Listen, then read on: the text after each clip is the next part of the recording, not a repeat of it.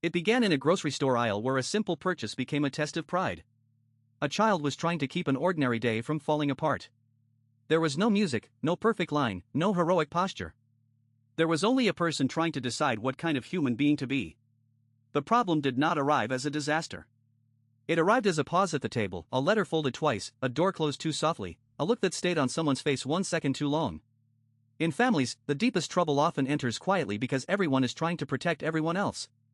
For a while, she tried to behave as if nothing had changed. There were meals to prepare, school bags to pack, bills to hide, old promises to repeat, and younger people in the house who still needed the world to look safe. But pretending is heavy work. Every small kindness began to cost more than it had the day before. Then came the moment when the truth could no longer stay behind the curtain. No one made a speech. No one had the perfect words. A person simply saw what had been hidden and understood that love sometimes wears the face of a lie, a silence, or an exhausted smile. What happened next was not dramatic in the way films are dramatic. A child did not suddenly become fearless. She simply chose not to make the wound bigger. That choice may look small from the outside, but inside a family it can be the difference between breaking and holding. Someone still had to wash the dishes. Someone still had to go to work. Someone still had to answer a child's question without letting the voice shake. This is how ordinary people carry extraordinary burdens, not with grand gestures, but by doing the next necessary thing.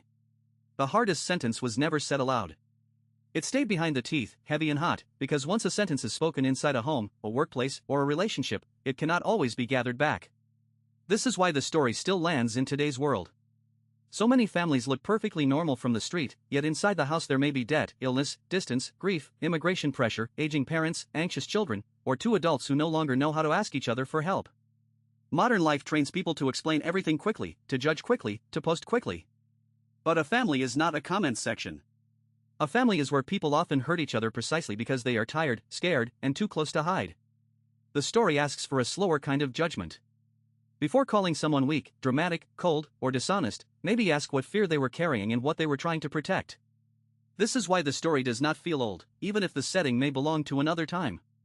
The costumes change, the technology changes, the cities change, but the human problem remains recognizable. People still want to be understood before they are judged. They still want a second chance without being reduced to their worst mistake.